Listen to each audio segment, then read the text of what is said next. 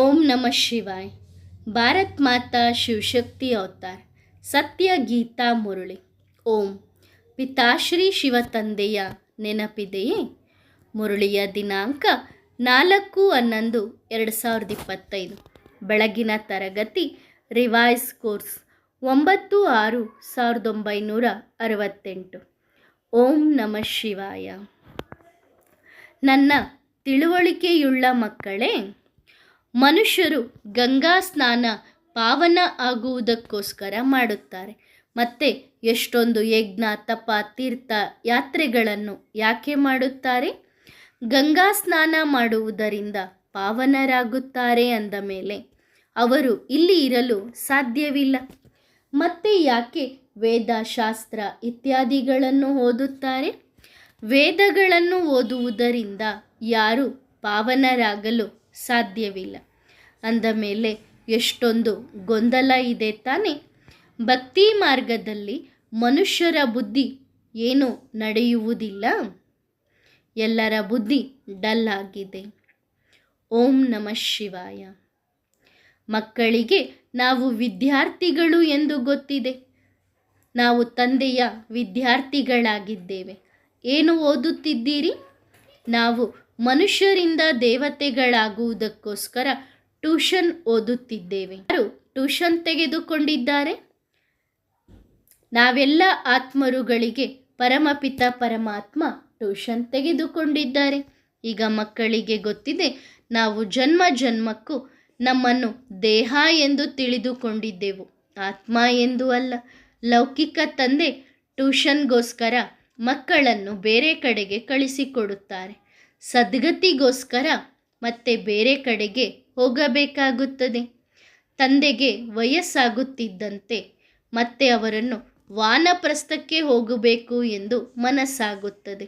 ಆದರೆ ವಾನಪ್ರಸ್ಥದ ಬಗ್ಗೆ ಯಾರಿಗೂ ಗೊತ್ತಿಲ್ಲ, ಗುರುಗಳು ತಿಳಿದುಕೊಂಡಿಲ್ಲ. ಮಾತಿನಿಂದ ದೂರ ನಾವು ಹೇಗೆ ಆಗಲು ಸಾಧ್ಯ ಎನ್ನುವುದು ಈ ವಿಚಾರ ಯಾರ ಬುದ್ಧಿಯಲ್ಲಿಯೂ ಬರುವುದಿಲ್ಲ. ನಾವೀಗ ಪತಿತರಾಗಿದ್ದೇವೆ. ಎಲ್ಲಿಂದ ನಾವು ಆತ್ಮಗಳು ಬಂದಿದ್ದೇವೆ ಅಲ್ಲಿ ನಾವು ಪಾವನರಾಗಿದ್ದೆವು. ಇಲ್ಲಿ ತಂದೆಯೇ ಬಂದು ಪಾತ್ರವನ್ನು ಅಭಿನಯಿಸುತ್ತಾ ನಾವು ಪತಿತರಾಗಿದ್ದೇವೆ ಎಂದು ಹೇಳುತ್ತಾರೆ. ಈಗ ಮತ್ತೆ ನಮ್ಮನ್ನು ಯಾರು ಪಾವನ ಮಾಡುತ್ತಾರೆ? ಆ ತಂದೆಯನ್ನು ಕೂಗಿ ಕರೆಯುತ್ತಾ ಬಂದಿದ್ದೇವೆ. ಹೇ ಪತಿತ ಪಾವನ, ನೀನು ಬಾ. ಗುರುಗಳು ಯಾರನ್ನೂ ಸಹ ಪತಿತ ಪಾವನ ಎಂದು ಕರೆಯಲು ಸಾಧ್ಯವಿಲ್ಲ. ಗುರುಗಳನ್ನು ಮಾಡಿಕೊಳ್ಳುತ್ತಾರೆ, ಆದರೂ ಸಹ ಒಬ್ಬ ಗುರುವಿನ ಮೇಲೆ ಸಂಪೂರ್ಣ ನಿಶ್ಚಯ ಇರುವುದಿಲ್ಲ. ಆದ್ದರಿಂದ ಒಂದು ಒಳ್ಳೆಯ ಗುರುಗಳನ್ನು ಹುಡುಕುತ್ತಿರುತ್ತಾರೆ. ಇಂತಹ ಯಾರಾದರೂ ಒಳ್ಳೆಯ ಗುರು ಸಿಗಬೇಕು. ಆ ಗುರು ನಮ್ಮನ್ನು ನಮ್ಮ ಮನೆ ಅಥವಾ ವಾನಪ್ರಸ್ಥ ಸ್ಥಿತಿಗೆ ಕರೆದುಕೊಂಡು ಹೋಗಬೇಕು. ಅಂತಹ ಯುಕ್ತಿಗಳನ್ನು ತಿಳಿಸಬೇಕು ಎಂದು ಹುಡುಕುತ್ತಿರುತ್ತಾರೆ. ಎಲ್ಲಾದರೂ ಇಂತಹ ಗುರುಗಳ ಮಹಿಮೆ ಬಹಳ ಇದೆ ಎಂದು ಕೇಳಿದರೆ, ಅವರಿಗೆ ಅನೇಕ ಅನುಯಾಯಿಗಳು ಇದ್ದಾರೆ ಎಂದು ಕೇಳಿದರೆ ಅಲ್ಲಿಗೆ ಓಡಿ ಹೋಗುತ್ತಾರೆ. ನೀವೂ ಸಹ ಅನುಭವವನ್ನು ಕೇಳಿರಬಹುದು. ಅಂಥ ಗುರುಗಳನ್ನು ಹುಡುಕಿರುವವರನ್ನು ನೋಡಿರಬಹುದು. ಆದರೂ ಸಹ ಈ ವೃಕ್ಷದ ಸಸಿ ನೆಡಲಾಗಿದೆ. ಅವರಿಗೆ ನಿಮ್ಮ ಜ್ಞಾನದ ಬಾಣ ನಾಟುತ್ತದೆ. ನೀವು ಮಕ್ಕಳಿಗೆ ಗೊತ್ತಿದೆ, ಇದು ಎಲ್ಲ ಕ್ಲಿಯರ್ ಮಾತಾಗಿದೆ. ತಂದೆ ಅವಶ್ಯವಾಗಿ ವಾನಪ್ರಸ್ಥ ಸ್ಥಿತಿಗೆ ನಮ್ಮನ್ನು ಕರೆದುಕೊಂಡು ಹೋಗುತ್ತಾರೆ. ಇದು ಯಾವುದು ದೊಡ್ಡ ಮಾತಲ್ಲ. ಶಿಕ್ಷಕರಿಗೆ ಶಾಲೆಯಲ್ಲಿ ಓದಿಸುವುದು ದೊಡ್ಡ ಮಾತೇನು? ಭಕ್ತರಿಗೇನೋ ಬೇಕು, ಇದು ಯಾರಿಗೂ ಗೊತ್ತಿಲ್ಲ. ಈಗ ನೀವು ಮಕ್ಕಳು ಈ ನಾಟಕ ಚಕ್ರದ ಬಗ್ಗೆ ತಿಳಿದುಕೊಂಡಿದ್ದೀರಿ. ನೀವು ಮಕ್ಕಳಿಗೆ ಗೊತ್ತಿದೆ, ಅವಶ್ಯವಾಗಿ ತಂದೆಯೇ ನಾವು ಮಕ್ಕಳಿಗೆ ಆಸ್ತಿಯನ್ನು ಕೊಡುತ್ತಿದ್ದಾರೆ. ಈಗ ಯಾವುದನ್ನು ಕೊಡುತ್ತಾರೆ ಅದನ್ನು ಮೊದಲು ಕೊಟ್ಟಿದ್ದರು. ಮತ್ತೆ ಆ ಸ್ಥಿತಿಯಲ್ಲಿ ನಾವು ಬರಬೇಕು. ನಾವೀಗ ತಮೋ ಪ್ರಧಾನರಿಂದ ಸತೋ ಪ್ರಧಾನರಾಗುತ್ತಿದ್ದೇವೆ. ಮತ್ತೆ ಚಕ್ರವನ್ನು ಸುತ್ತು ಹಾಕಿ ಈ ತಮೋ ಪ್ರಧಾನ ಸ್ಥಿತಿಯಲ್ಲಿ ಬರುತ್ತೇವೆ. ಹೇಗೆ ಬರುತ್ತೇವೆ ಅದನ್ನು ನೀವು ಮಕ್ಕಳು ತಿಳಿದುಕೊಂಡಿದ್ದೀರಿ. ಮೊದಲ ಮುಖ್ಯ ಮಾತು, ಪಾವನರಾಗುವುದಕ್ಕೋಸ್ಕರ ತಂದೆಯನ್ನು ನೆನಪು ಮಾಡಬೇಕು. ಲೌಕಿಕ ತಂದೆಯ ಬಗ್ಗೆ ಎಲ್ಲರಿಗೂ ನೆನಪಿದೆ, ಪಾರಲೌಕಿಕ ತಂದೆಯ ಬಗ್ಗೆ ಯಾರಿಗೂ ಗೊತ್ತಿಲ್ಲ. ಈಗ ನೀವು ಮಕ್ಕಳಿಗೆ ಗೊತ್ತಿದೆ, ತಮ್ಮನ್ನು ಆತ್ಮ ಎಂದು ತಿಳಿದು ತಂದೆಯನ್ನು ನೆನಪು ಮಾಡುವುದು ಅತಿ ಸಹಜವೂ ಹೌದು, ಹಾಗೆಯೇ ಅತಿ ಕಠಿಣವೂ ಹೌದು. ಆತ್ಮ ಒಂದು ಸಣ್ಣ ನಕ್ಷತ್ರವಾಗಿದೆ, ಅದು ಸಂಪೂರ್ಣ ಪವಿತ್ರ, ಹಾಗೂ ಆತ್ಮರುಗಳು ಸಹ ಸಂಪೂರ್ಣ ಈಗ ಅಪವಿತ್ರ ಆಗಿದ್ದಾರೆ. ಸಂಪೂರ್ಣ ಪವಿತ್ರತೆಯ ಸಂಘದಲ್ಲಿ ಬಂದಾಗ ಮತ್ತೆ ನಾವು ಪವಿತ್ರರಾಗುತ್ತೇವೆ. ಆ ಪವಿತ್ರತೆಯ ಸಂಘ ಒಬ್ಬ ತಂದೆಯ ಸಂಘವೇ ಸಿಗಲು ಸಾಧ್ಯ. ಅವಶ್ಯವಾಗಿ ಸಂಘ ಬೇಕು. ನಂತರ 5 ವಿಕಾರಗಳ ರೂಪಿ ರಾವಣನ ಕುಸಂಗ ಸಿಗುತ್ತದೆ.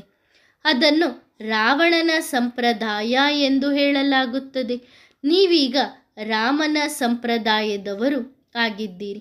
ನೀವು ರಾಮ ಸಂಪ್ರದಾಯದವರಾಗುತ್ತಾ ಮತ್ತೆ ರಾವಣನ ಸಂಪ್ರದಾಯದವರು ಆಗಬಾರದು.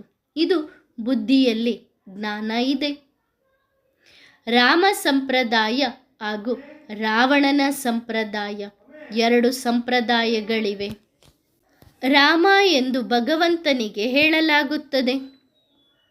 ಭಗವಂತನೇ ಬಂದು ರಾಮರಾಜ್ಯವನ್ನು ಸ್ಥಾಪನೆ ಮಾಡುತ್ತಾರೆ. ಅಂದರೆ ಅರ್ಥ ಸೂರ್ಯವಂಶಿ ರಾಜ್ಯವನ್ನು ಸ್ಥಾಪನೆ ಮಾಡುತ್ತಾರೆ. ರಾಮರಾಜ್ಯ ಎಂದು ಹೇಳುವುದಿಲ್ಲ, ಆದರೆ ತಿಳಿಸಿಕೊಡಬೇಕಾದರೆ ರಾಮರಾಜ್ಯ ಮತ್ತು ರಾವಣನ ರಾಜ್ಯ ಎಂದು ಹೇಳಿದರೆ ಸಹಜವಾಗುತ್ತದೆ. ವಾಸ್ತವದಲ್ಲಿ ಸೂರ್ಯವಂಶಿಗಳ ರಾಜ್ಯ. ಈಗ ನೀವು ಮಕ್ಕಳು ನಾಳೆ ಬೆಳಗ್ಗೆ ಮೆರವಣಿಗೆಯನ್ನು ಹೊರಡಿಸಿರಿ. ಬಾಬಾ ಇವತ್ತು ಸ್ಲೋಗನ್ ನೋಡುತ್ತಾರೆ. ಸ್ಲೋಗನ್ ಈ ರೀತಿ ಇರಬೇಕು. ನೀವು ಬರೆದಂತಹ ಸ್ಲೋಗನ್ಗಳನ್ನು ಓದಿದರೆ ಮನುಷ್ಯರ ಮನಸ್ಸಿಗೆ ನಾಟಬೇಕು. ಪಾಂಪ್ಲೆಂಟ್ಸ್ಗಳು ನಿಮ್ಮ ಹತ್ತಿರ ಸಾಕಷ್ಟು ಇದೆ. ಸ್ವರ್ಗವಾಸಿಗಳಾಗುತ್ತೀರೋ ಅಥವಾ ನರಕವಾಸಿಗಳಾಗುತ್ತೀರೋ? ಬಡವರಿಗೆ ಫ್ರೀಯಾಗಿ ಕೊಡಬೇಕು. ದಾನವೂ ಸಹ ಬಡವರಿಗೆ ಕೊಡಲಾಗುತ್ತದೆ ತಾನೇ. ನಿಮ್ಮ ಹತ್ತಿರ ಒಂದು ಸಣ್ಣ ಪುಸ್ತಕವೂ ಸಹ ಇದೆ. ವಜ್ರ ಸಮಾನ ಜೀವನ ಹೇಗೆ ಮಾಡಿಕೊಳ್ಳುವುದು ಎಂದು ಒಂದು ಪುಸ್ತಕವೂ ಸಹ ಇದೆ. ಈಗ ವಜ್ರ ಸಮಾನ ಜೀವನ ಎಂದು ಯಾವುದಕ್ಕೆ ಹೇಳಲಾಗುತ್ತದೆ ಎಂದು ಮನುಷ್ಯರಿಗೇನು ಗೊತ್ತು? ಕೇವಲ ನೀವು ಮಕ್ಕಳಿಗೆ ಮಾತ್ರ ಗೊತ್ತಿದೆ. ವಜ್ರ ಸಮಾನ ಜೀವನ, ದೇವತಾ ಜೀವನ ಹೇಗೆ ಆಗುತ್ತದೆ ಎಂದು ಬೋರ್ಡ್ ಬರೆಯಿರಿ. ದೇವತಾ ಎನ್ನುವಂಥ ಶಬ್ದ ಅವಶ್ಯವಾಗಿ ಆ ಬೋರ್ಡಿನಲ್ಲಿ ಸೇರಿಸಬೇಕು. ನೀವೀಗ ಅನುಭವ ಮಾಡುತ್ತಿದ್ದೀರಿ. ವಜ್ರ ಸಮಾನ ಜೀವನ ಇಲ್ಲಿ ಆಗುತ್ತಿದೆ. ಕೇವಲ ತಂದೆ ಬಿಟ್ಟರೆ ಯಾರೂ ಸಹ ನಮ್ಮನ್ನು ವಜ್ರ ಸಮಾನರನ್ನಾಗಿ ಮಾಡಲು ಸಾಧ್ಯವಿಲ್ಲ. ಬಹಳಷ್ಟು ಒಳ್ಳೆಯ ಪುಸ್ತಕಗಳೂ ಇದೆ. ಅದರಲ್ಲಿ ಕೇವಲ ಒಂದು ಶಬ್ದವನ್ನು ಸೇರಿಸಿರಿ. ಇಲ್ಲ ಅಂದರೆ ಮನುಷ್ಯರು ತಿಳಿದುಕೊಳ್ಳುವುದಿಲ್ಲ. ನಾವೇನು ವಜ್ರ ಸಮಾನರಾಗುತ್ತೇವೆನೆಂದು ಆ ಪುಸ್ತಕವನ್ನು ನೋಡಿದಾಗ ಕೇಳುತ್ತಾರೆ. ಮನುಷ್ಯರು ವಜ್ರ ಎಂದು ತಿಳಿದಾಗ ಅವರು ಏನೆಂದುಕೊಳ್ಳುತ್ತಾರೆ ಎಂದರೆ ಒಡವೆಗಳಲ್ಲಿ ವಜ್ರ ಇರುತ್ತದೆ, ಆ ವಜ್ರವನ್ನು ಧರಿಸುವುದು ಎಂದು ತಿಳಿದುಕೊಳ್ಳುತ್ತಾರೆ. ಆದ್ದರಿಂದ ಮನುಷ್ಯರ ಜೀವನ ವಜ್ರ ಸಮಾನ ಆಗುತ್ತದೆ ಎಂದು ಬರೆಯಿರಿ. ಅಸುರಿ ಕೌಡೆಯ ಸಮಾನ ಜೀವನದಿಂದ ವಜ್ರ ದೇವತೆಗಳ ಸಮಾನ ಜೀವನ ಸೆಕೆಂಡಿನಲ್ಲಿ ಪ್ರಾಪ್ತಿ ಮಾಡಿಕೊಳ್ಳಬಹುದು. ಅದು ಒಂದು ಕೌಡೆಯ ಖರ್ಚಿಲ್ಲದಂತೆ. ಮಕ್ಕಳು ತಂದೆಯ ಹತ್ತಿರ ಜನ್ಮ ಪಡೆದುಕೊಳ್ಳುತ್ತೀರಿ ಮತ್ತು ಆಸ್ತಿಗೆ ಹಕ್ಕುದಾರರಾಗುತ್ತೀರಿ. ಮಕ್ಕಳಿಗೆ ಖರ್ಚಾಗುತ್ತದೆಯೇನು? ತಂದೆಯ ಮಡಿಲಿಗೆ ಮಗು ಬಂದರೆ ಆಸ್ತಿಗೆ ಹಕ್ಕುದಾರರು ಆದಂತೆ. ಖರ್ಚನ್ನು ತಂದೆಯೇ ಮಾಡುತ್ತಾರೆ, ಮಕ್ಕಳು ಮಾಡುವುದಿಲ್ಲ. ನೀವು ಮಕ್ಕಳೀಗ ಏನು ಖರ್ಚು ಮಾಡಿದ್ದೀರಿ? ತಂದೆಯ ಮಕ್ಕಳಾಗುವುದಕ್ಕೆ ಯಾವ ಖರ್ಚು ಮಾಡಿದ್ದೀರಿ? ಖರ್ಚು ಮಾಡಿಲ್ಲ ತಾನೆ? ಅಂದರೆ ಹಣವನ್ನು ಖರ್ಚು ಮಾಡಿಲ್ಲ ತಾನೆ ಬಾಬನ ಮಕ್ಕಳಾಗುವುದಕ್ಕೆ? ಹೇಗೆ ಲೌಕಿಕ ತಂದೆಯಿಂದ ಆಸ್ತಿ ಪಡೆದುಕೊಳ್ಳುವುದಕ್ಕೆ ಏನಾದರೂ ಖರ್ಚು ಹಿಡಿಯುತ್ತದೆಯೇನೋ? ಅದೇ ರೀತಿ ಪಾರಲೌಕಿಕ ತಂದೆಯೂ ಸಹ ಆಸ್ತಿಯನ್ನು ಕೊಡುತ್ತಾರೆ.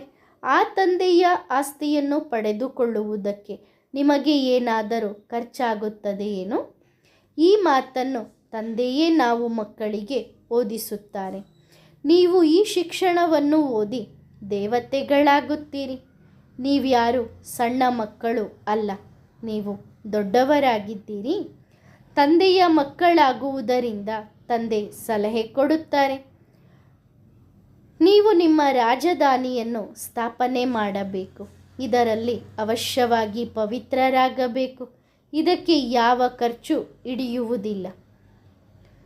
ಗಂಗಾ ನದಿಗೆ ಸ್ನಾನ ಮಾಡಲು ಹೋಗುತ್ತಾರೆ. ಖರ್ಚು ಮಾಡಿ ತೀರ್ಥಯಾತ್ರೆಗಳನ್ನು ಮಾಡುತ್ತಾರೆ. ನಮಗೆ ತಂದೆಯ ಮೇಲೆ ನಿಶ್ಚಯ ಇದೆ. ಈ ನಿಶ್ಚಯ ಬರುವುದಕ್ಕೆ ನೀವು ಯಾವ ಖರ್ಚು ಮಾಡಿದ್ದೀರಿ? ನಿಮ್ಮ ಹತ್ತಿರ ಸೆಂಟರ್ಸ್ಗಳಿಗೆ ಮಕ್ಕಳು ಬರುತ್ತಾರೆ. ನೀವು ಅವರಿಗೆ ಹೇಳುತ್ತೀರಿ, ಈಗ ಬೇಹದ್ದಿನ ತಂದೆಯ ಆಸ್ತಿಯನ್ನು ಪಡೆದುಕೊಳ್ಳಿರಿ, ತಂದೆಯನ್ನು ನೆನಪು ಮಾಡಿರಿ ಎಂದು. ತಂದೆಯಾಗಿದ್ದಾರಲ್ಲವೇ? ತಂದೆ ಸ್ವಯಂ ಹೇಳುತ್ತಾರೆ, ನನ್ನ ಆಸ್ತಿ ನಿಮಗೆ ಬೇಕು ತಾನೇ? ನೀವು ಪತಿತರಾಗಿದ್ದೀರಿ. ಆಸ್ತಿಯನ್ನು ಪಡೆದುಕೊಳ್ಳಬೇಕು ಎಂದು ಬಯಸಿದರೆ ಪಾವನ ಜಗತ್ತು ಅಥವಾ ವಿಶ್ವದ ಮಾಲೀಕರಾಗಬೇಕು. ನೀವು ಮಕ್ಕಳಿಗೆ ಗೊತ್ತಿದೆ, ತಂದೆ ವೈಕುಂಠದ ಸ್ಥಾಪನೆಯನ್ನು ಮಾಡುತ್ತಾರೆ. ಬುದ್ಧಿವಂತ ಮಕ್ಕಳು ಬಹಳ ಚೆನ್ನಾಗಿ ತಿಳಿದುಕೊಳ್ಳುತ್ತಾರೆ. ತಂದೆ ಕೇವಲ ಹೇಳುತ್ತಾರೆ, ತಮ್ಮನ್ನು ಆತ್ಮ ಎಂದು ತಿಳಿದು ನನ್ನೊಬ್ಬನನ್ನೇ ನೆನಪು ಮಾಡಿರಿ.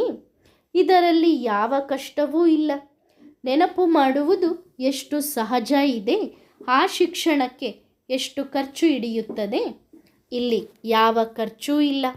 ಆತ್ಮನೇ ಹೇಳುತ್ತದೆ, ನಾನು ಅವಿನಾಶಿಯಾಗಿದ್ದೇನೆ. ಈ ಶರೀರ ವಿನಾಶವಾಗುತ್ತದೆ. ಮಕ್ಕಳು, ಮರಿಗಳು, ಎಲ್ಲರ ಶರೀರವು ವಿನಾಶವಾಗುತ್ತದೆ. ಒಳ್ಳೆಯದು. ಇಷ್ಟೆಲ್ಲ ಹಣವನ್ನು ಒಟ್ಟು ಮಾಡಿ ಇಟ್ಟಿದ್ದೀರಲ್ಲ, ಅದನ್ನು ಏನು ಮಾಡುತ್ತೀರಿ? ನಿಮಗೆ ವಿಚಾರ ಬರುತ್ತದೆಯಲ್ಲವೇ? ಕೆಲವರು ಶ್ರೀಮಂತರಿರುತ್ತಾರೆ.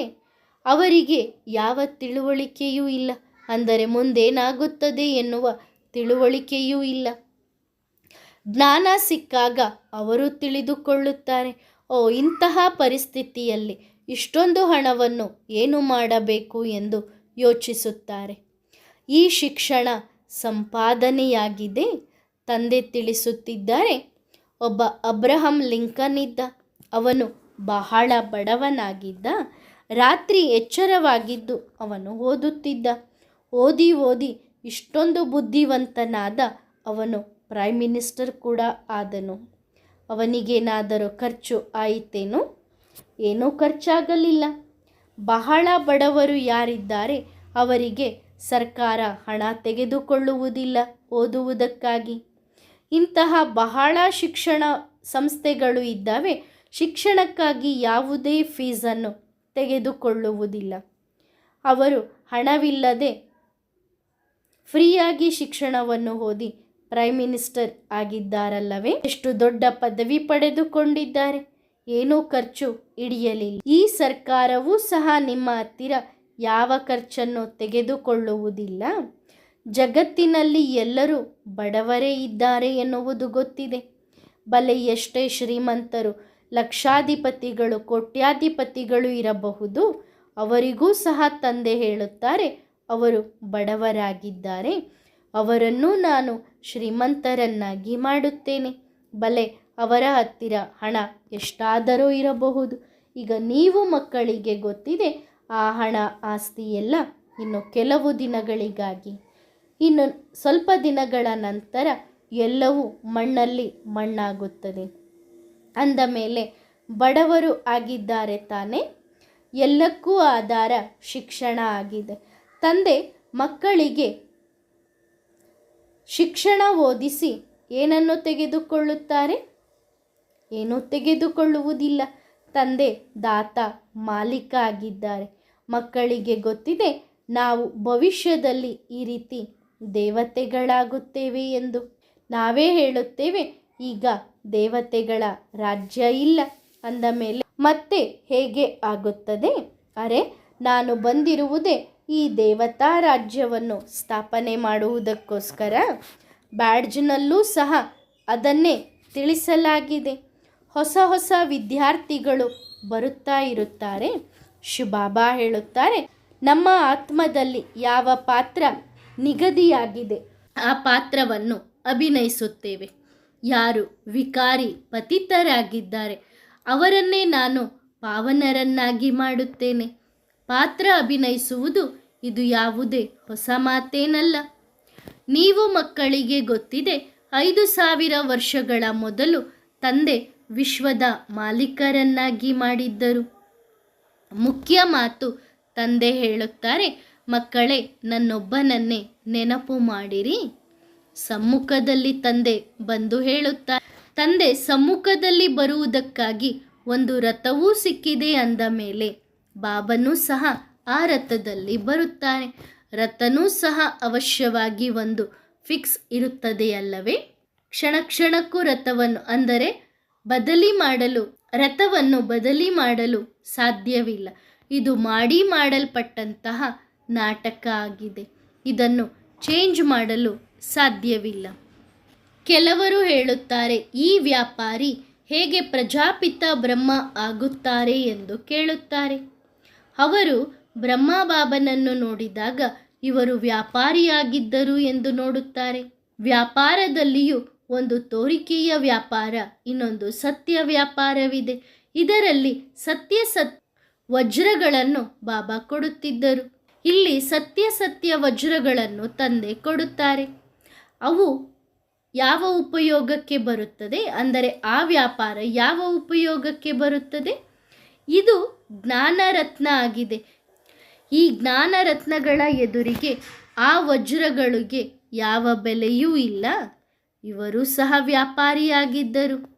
ಆದರೆ ಯಾವಾಗ ಈ ರತ್ನಗಳು ಸಿಕ್ಕಿತು ಆಗ ಅವರು ಆ ವಜ್ರದ ರತ್ನಗಳು ಯಾವ ಉಪಯೋಗಕ್ಕೂ ಇಲ್ಲ ಎಂದು ತಿಳಿದುಕೊಂಡರು. ಈ ಅವಿನಾಶಿ ಜ್ಞಾನ ರತ್ನಗಳು 1-2 ಲಕ್ಷ ರೂಪಾಯಿಗೆ ಬೆಲೆ ಬಾಳುತ್ತದೆ. ನೀವು ಎಷ್ಟು ರತ್ನಗಳನ್ನು ಪಡೆದುಕೊಳ್ಳಬಹುದು. ಈ ಜ್ಞಾನವೇ ನಮ್ಮನ್ನು ಸತ್ಯವಂತರನ್ನಾಗಿ ಮಾಡುತ್ತದೆ. ನೀವು ಮಕ್ಕಳಿಗೆ ಗೊತ್ತಿದೆ, ತಂದೆ ಈ ರತ್ನಗಳಿಂದ ನಮ್ಮ ಜೋಳಿಗೆಯನ್ನು ತುಂಬಿಸುತ್ತಾರೆ.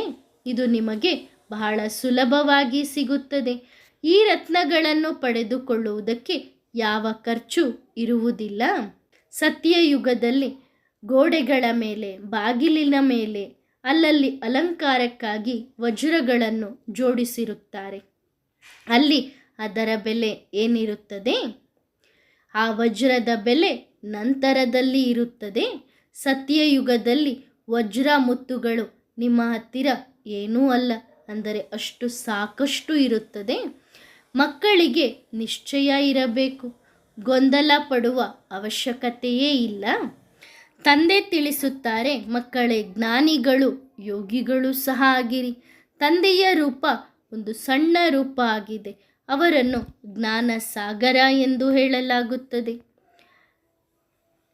ಇದು ಜ್ಞಾನ ರತ್ನ ಆಗಿದೆ. ಇದರಿಂದಲೇ ನೀವು ಬಹಳ ಶ್ರೀಮಂತರಾಗುತ್ತೀರಿ. ಯಾವುದೇ ಅಮೃತ ಅಥವಾ ನೀರಿನ ಮಾತು ಇಲ್ಲ. ಶಿಕ್ಷಣದಲ್ಲಿ ನೀರಿನ ಮಾತು ಇರುವುದಿಲ್ಲ. ಪಾವನರಾಗುವುದಕ್ಕಾಗಿ ಖರ್ಚಿನ ಮಾತೂ ಇಲ್ಲ. ನೀವೀಗ ಜ್ಞಾನಸಾಗರನ ದಡದಲ್ಲಿ ಬಂದು ಕುಳಿತಿದ್ದೀರಿ. ಆ ನೀರಿನಲ್ಲಿ ಸ್ನಾನ ಮಾಡುತ್ತಾರೆ. ಆದರೆ ನೀವು ಇಲ್ಲಿ ಜ್ಞಾನ ರತ್ನಗಳನ್ನು ಪಡೆದುಕೊಳ್ಳುತ್ತಿದ್ದೀರಿ. ಈ ಜ್ಞಾನ ರತ್ನಗಳಿಗೂ ಆ ನೀರಿನ ನದಿಗೂ ಹೋಲಿಕೆ ಮಾಡಿ ನೋಡಿರಿ. ಹರಿದ್ವಾರದಲ್ಲಿ ಏನೇನು ನಡೆಯುತ್ತದೆ? ಗಂಗಾ ನದಿಯ ದಡದಲ್ಲಿ ಎಷ್ಟೊಂದು ಜನ ಕುಳಿತಿರುತ್ತಾರೆ, ಗಂಗಾ ಸ್ನಾನ ಮಾಡುತ್ತಾರೆ. ಇದರಲ್ಲಿ ಶಾಸ್ತ್ರ ಇತ್ಯಾದಿಗಳನ್ನು ಓದುವ ಯಾವ ಅವಶ್ಯಕತೆಯೂ ಇಲ್ಲ. ಪಾವನರಾಗಬೇಕು ತಾನೆ? ಒಳ್ಳೆಯದು.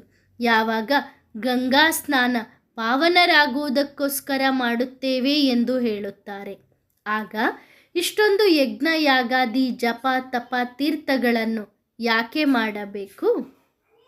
ಗಂಗಾ ಸ್ನಾನದಿಂದ ಪಾವನರಾಗುತ್ತೇವೆ ಅಂದ ಮೇಲೆ ಮತ್ತೆ ನಾವು ಈ ಜಗತ್ತಿನಲ್ಲಿ ಇರಲು ಸಾಧ್ಯವಿಲ್ಲ.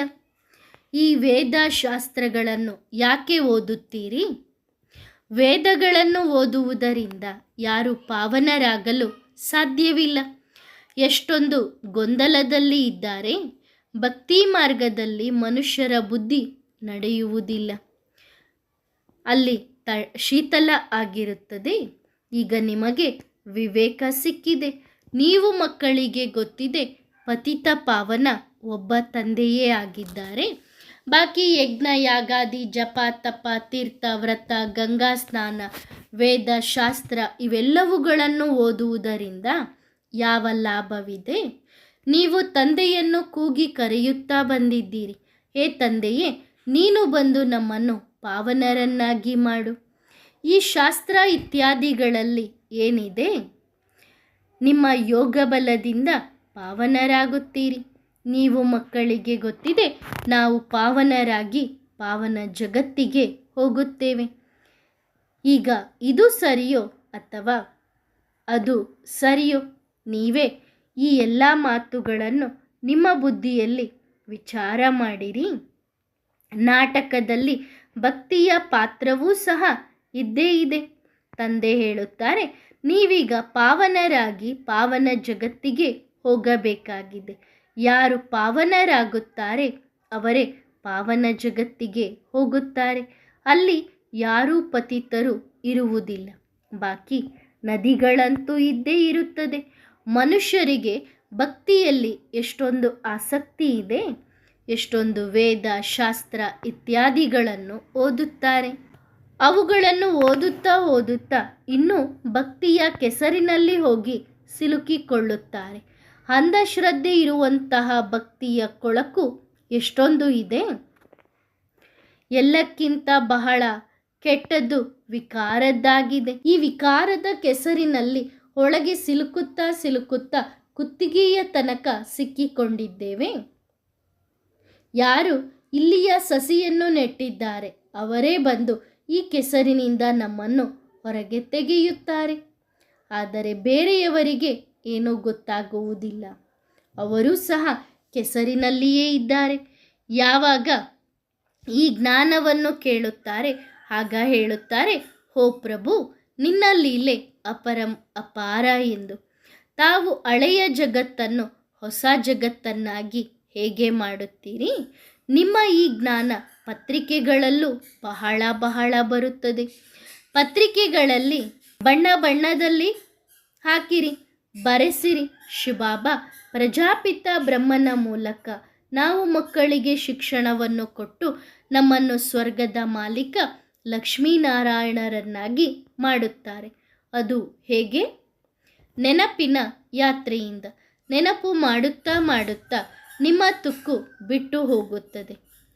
ನೀವು ತಂದೆಗೆ ಕೇಳುತ್ತೀರಲ್ಲವೇ, ತಂದೆಯೇ ನಮಗೆ ದಾರಿಯನ್ನು ತೋರಿಸು ಎಂದು.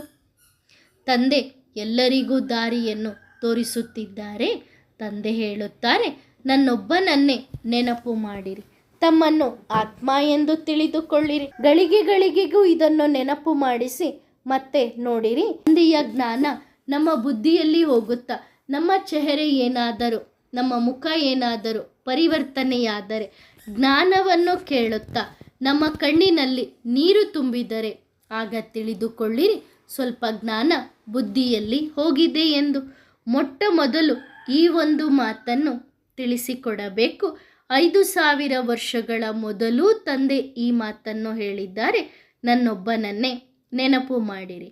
ಶಿವಬಾಬಾ ಬಂದಿದ್ದಾರೆ, ಆಗಲೇ ಶಿವ ಜಯಂತಿಯನ್ನು ಆಚರಣೆ ಮಾಡುತ್ತಾರೆ ತಾನೆ.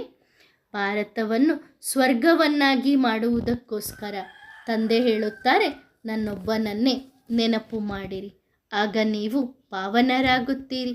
ಸಣ್ಣ ಮಕ್ಕಳು ಸಹ ಈ ರೀತಿ ಜ್ಞಾನವನ್ನು ತಿಳಿಸಬಹುದು. ಬೇಹದ್ದಿನ ತಂದೆ ಶಿವಬಾಬಾ ತಿಳಿಸುತ್ತಿದ್ದಾರೆ ಎಂದು. ಬಾಬಾ ಎನ್ನುವ ಶಬ್ದ ಎಷ್ಟು ಮಧುರವಾಗಿದೆ. ಬಾಬಾ ಮತ್ತು ಆಸ್ತಿ, ಇಷ್ಟು ನಿಶ್ಚಯದಲ್ಲಿ ಮಕ್ಕಳು ಇರಬೇಕು. ಮನುಷ್ಯರಿಂದ ದೇವತೆಗಳನ್ನಾಗಿ ಮಾಡುವಂತಹ ಸಂಸ್ಥೆ ಇದಾಗಿದೆ. ದೇವತೆಗಳು ಪಾವನರಾಗಿ ಇದ್ದೇ ಇರುತ್ತಾರೆ. ಈಗ ತಂದೆ ಹೇಳುತ್ತಾರೆ, ತಮ್ಮನ್ನು ಆತ್ಮ ಎಂದು ತಿಳಿದು ತಂದೆಯಾದ ನನ್ನೊಬ್ಬನನ್ನೇ ನೆನಪು ಮಾಡಿರಿ. ಮನ್ಮನಾಭವ ಎನ್ನುವ ಶಬ್ದವನ್ನು ಕೇಳಿದ್ದೀರಾ? ಒಂದು ವೇಳೆ ಕೇಳಿಲ್ಲ ಅಂದರೆ ತಂದೆ ತಿಳಿಸುತ್ತಾರೆ. ತಂದೆ ಹೇಳುತ್ತಾರೆ, ನಾನು ಪತಿತ ಪಾವನ ಆಗಿದ್ದೇನೆ. ನನ್ನೊಬ್ಬನನ್ನೇ ನೆನಪು ಮಾಡಿದಾಗ ನಿಮ್ಮ ಕಲ್ಮಶಗಳು ಹೊರಟು ಹೋಗುತ್ತದೆ. ನಂತರ ನೀವು ಸತೋಪ್ರಧಾನರಾಗುತ್ತೀರಿ. ಇದು ಪರಿಶ್ರಮವಾಗಿದೆ. ಯೋಗಕ್ಕೋಸ್ಕರ ಎಲ್ಲರೂ ಹೇಳುತ್ತಾರೆ, ಇದು ಬಹಳ ಒಳ್ಳೆಯದು. ಆದರೆ ಪ್ರಾಚೀನ ಯೋಗದ ಮಾತು ಯಾರಿಗೂ ಗೊತ್ತಿಲ್ಲ. ಪಾವನರಾಗುವ ಮಾತುಗಳನ್ನು ನೀವು ಮಕ್ಕಳು ಕೇಳುತ್ತಿದ್ದೀರಿ. ಮೊದಲು ನೀವೂ ಸಹ ಕೇಳಿರಲಿಲ್ಲ. ತಂದೆ ಹೇಳುತ್ತಾರೆ, ನೀವೆಲ್ಲರೂ ತಮೋಪ್ರಧಾನ ಪತಿತರಾಗಿದ್ದೀರಿ. ಈಗ ತಮ್ಮನ್ನು ಆತ್ಮ ಎಂದು ತಿಳಿದು ತಂದೆಯಾದ ನನ್ನೊಬ್ಬನನ್ನೇ ನೆನಪು ಮಾಡಿರಿ. ಮೂಲ ನೀವಾತ್ಮರುಗಳು, ನನ್ನ ಜೊತೆಯಲ್ಲಿ ಇದ್ದವರು. ಈಗ ನೀವೇ ನನ್ನನ್ನು ಕೂಗಿ ಕರೆಯುತ್ತಿದ್ದೀರಿ, ಓ ಗಾಡ್ ಫಾದರ್, ನೀವು ಬನ್ನಿರಿ. ಈಗ ನಾನು ಬಂದಿದ್ದೇನೆ ನಿಮಗೆ ಸಲಹೆಯನ್ನು ಕೊಡುವುದಕ್ಕೋಸ್ಕರ. ಇವರು ಪತಿತರಿಂದ ಪಾವನರಾಗುವ ಮತವನ್ನು ಕೊಡುತ್ತಾರೆ. ನಾನು ಸರ್ವಶಕ್ತಿವಂತ, ಸಂಪೂರ್ಣ ಪಾವನ. ನೀವೀಗ ನನ್ನೊಬ್ಬನನ್ನೇ ನೆನಪು ಮಾಡಿರಿ. ಇದಕ್ಕೇನೆ ಪ್ರಾಚೀನ ಯೋಗ ಎಂದು ಹೇಳಲಾಗುತ್ತದೆ. ಏಕೆಂದರೆ ನೀವು ತಮೋಪ್ರಧಾನರಾಗಿದ್ದೀರಲ್ಲವೇ. ಉದ್ಯೋಗ ವ್ಯವಹಾರದಲ್ಲಿ ಬಲೆ ಇರಿ. ಮಕ್ಕಳು ಮರಿ ಇತ್ಯಾದಿಗಳನ್ನು ಸಂಭಾಲನೆ ಮಾಡಿರಿ. ಕೇವಲ ಬುದ್ಧಿಯ ಯೋಗವನ್ನು ಎಲ್ಲದರಿಂದ ತೆಗೆದುಹಾಕಿ ನನ್ನೊಬ್ಬನ ಜೊತೆಗೆ ನಿಮ್ಮ ಬುದ್ಧಿಯನ್ನು ಜೋಡಿಸಿರಿ. ಇದು ಎಲ್ಲಕ್ಕಿಂತ ಮುಖ್ಯ ಮಾತಾಗಿದೆ. ಈ ಮಾತನ್ನು ನೀವು ಅರ್ಥ ಮಾಡಿಕೊಂಡಿಲ್ಲ ಅಂದರೆ ನೀವು ಏನನ್ನೂ ತಿಳಿದುಕೊಂಡಿಲ್ಲ. ಜ್ಞಾನಕ್ಕೋಸ್ಕರ ಹೇಳುತ್ತಾರೆ, ಜ್ಞಾನ ಬಹಳ ಚೆನ್ನಾಗಿದೆ, ಬಹಳ ಒಳ್ಳೆಯ ಜ್ಞಾನವನ್ನು ಕೊಡುತ್ತಾರೆ ಎಂದು. ಪವಿತ್ರತೆಯೂ ಸಹ ಚೆನ್ನಾಗಿದೆ. ಆದರೆ ನಾವು ಯಾವಾಗಲೂ ಪವಿತ್ರರು ಹೇಗೆ ಆಗಬೇಕು? ಈ ಮಾತನ್ನು ತಿಳಿದುಕೊಂಡಿಲ್ಲ. ದೇವತೆಗಳು ಯಾವಾಗಲೂ ಪವಿತ್ರರಾಗಿದ್ದರು ತಾನೆ? ಅವರು ಹೇಗೆ ಆದರು? ಈ ಮಾತು ಮೊಟ್ಟ ಮೊದಲು ತಿಳಿಸಬೇಕು. ತಂದೆ ಹೇಳುತ್ತಾರೆ, ನನ್ನೊಬ್ಬನನ್ನೇ ನೆನಪು ಮಾಡಿರಿ. ನೆನಪಿನಿಂದಲೇ ಪಾಪ ಭಸ್ಮವಾಗುತ್ತದೆ ಹಾಗೂ ನೀವು ದೇವತೆಗಳಾಗುತ್ತೀರಿ. ಇಲ್ಲ ಎಂದರೆ ಶಿಕ್ಷೆ ತಿನ್ನಬೇಕಾಗುತ್ತದೆ. ಒಳ್ಳೆಯದು. ಆತ್ಮಿಕ ಮಕ್ಕಳಿಗೆ ನೆನಪು, ಪ್ರೀತಿ ಮತ್ತು ನಮಸ್ತೆ. ವರದಾನ: ಸದಾ ಏಕರಸ ಭವ. ತಾವು ಮಕ್ಕಳು ಜ್ಞಾನದ ಮನನ ಮಾಡುತ್ತಿದ್ದೀರಾ? ಶುಭ ಚಿಂತನೆ ಮಾಡುವುದೇ ಮನನವಾಗಿದೆ. ಮನನ ಮಾಡುವುದರಿಂದ ಯಾವ ಖುಷಿರೂಪಿ ಬೆಣ್ಣೆ ಸಿಗುತ್ತದೆ, ಅದು ನಮ್ಮ ಜೀವನವನ್ನು ಶಕ್ತಿಶಾಲಿಯನ್ನಾಗಿ ಮಾಡುತ್ತದೆ. ಆಗ ನಮ್ಮ ಜೀವನವನ್ನು ಯಾರೂ ಸಹ ಅಲುಗಾಡಿಸಲು ಸಾಧ್ಯವಿಲ್ಲ. ಮಾಯೆ ಅಲುಗಾಡಿಸಲು ಬಂದರೆ ಸ್ವಯಂ ಅದೇ ಅಲುಗಾಡುತ್ತದೆ. ಸದಾ ಅಂಗದನ ಸಮಾನ ಅಚಲ, ಅಡೋಲ ಮತ್ತು ಏಕರಸ ಸ್ಥಿತಿಯಲ್ಲಿ ಸ್ಥಿತರಾಗಬೇಕು. ಸಂಕಲ್ಪದಲ್ಲಿಯೂ ಸಹ ಅಲುಗಾಡಬಾರದು. ಒಳ್ಳೆಯದು. ಓಂ ನಮಃ ಶಿವಾಯ.